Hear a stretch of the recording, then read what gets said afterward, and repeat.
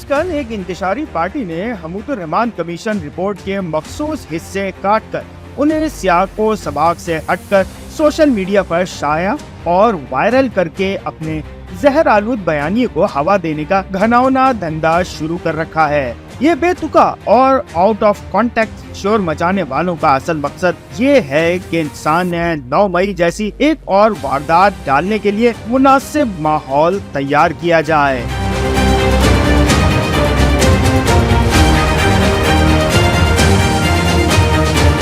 بانی P T I اس خوفناک کھیل کو جیل میں بیٹھ کر خود لیڈ کر رہے ہیں اور اس مقصد کے لیے اپنا ٹویٹر اکاؤنٹ بھی انہوں نے پی ٹی آئی کے بیرون ملک مقیم شرپسندوں کے حوالے کر رکھا ہے۔ انتشاری ٹولے کا طریقہ واردات یہ ہے کہ حمود الرحمان کمیشن رپورٹ سے اپنی مرضی کے چند جملے کاٹ کر الگ کیے جاتے ہیں اور سیاق و سباق سے ہٹ کر انہیں پاکستان کی مسلح افواج پر جھوٹے اور من گھڑت الزامات عائد کرنے کے لیے استعمال کیا جاتا ہے۔ یوں سادہ لو اور جذباتی عوام خاص طور پر نئی نسل کو گمراہ کر کے ملک دشمن پروپیگنڈے کی نئی آگ بھڑکائی جا رہی ہے۔ چونکہ ہمارے ہاں پڑھنے لکھنے کا اتنا رواج نہیں ہے اور لوگ چند سطری پوسٹوں پر نہ صرف یقین کر لیتے ہیں بلکہ انہیں آگے پھیلانے میں بھی کوئی جھجک محسوس نہیں کرتے، اس لیے اڈیالہ جیل میں بیٹھے بانی پی ٹی آئی کا یہ نیا کالا دھندا اب ایک نئے انداز میں چل نکلا ہے۔ حمود الرحمان کمیشن رپورٹ کے مختصر اقتباسات کے ساتھ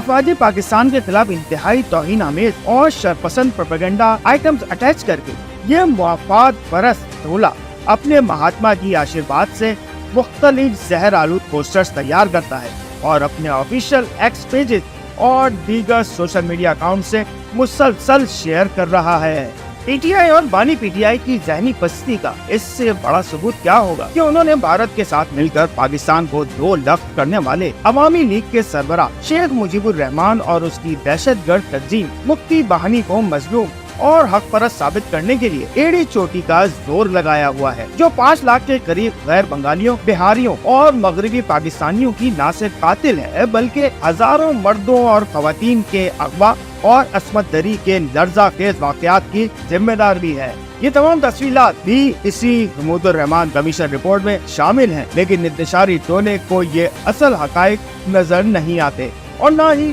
یہ ان کا حوالہ دینے کی اخلاقی جرات رکھتے ہیں۔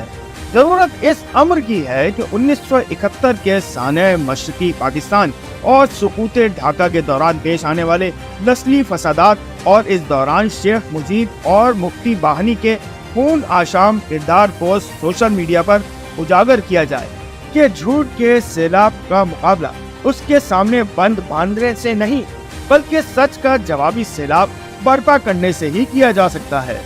سانحہ 9 مئی کے دوران پی ٹی آئی اور بانی پی ٹی آئی افواج پاکستان کے خلاف منظم بغاوت بھڑکانے کی جس گھرونی سازش میں ناکام رہے، اس کی دوسری قسط کے طور پر اب سقوط ڈھاکہ کے واقعات کو توڑ مروڑ کر پیش کر کے ایک نیا آتش فشاں برپا کیا جا رہا ہے۔ ملک کی سلامتی کے ضامن ادارے اس پوری سازش پر نظر رکھے ہوئے ہیں، اس لیے سانحہ 9 مئی کی طرح یہ واردات بھی ناکام رہے گی۔ ہاں، البتہ یہ ضرور ممکن ہے کہ اس نئی بغاوت کے نتیجے میں پی ٹی آئی کو کل عدم جماعت ڈکلیئر کر کے انتشاری ٹولے کی سازشی سیاست پر ہی پابندی لگا دی جائے تاکہ ملکی سیاست و جمہوریت کا میدان مزید زہر آلود نہ ہو۔ یعنی خس کم جہاں پاک۔ M2M اردو، جڑے رہے منٹ ٹو منٹ۔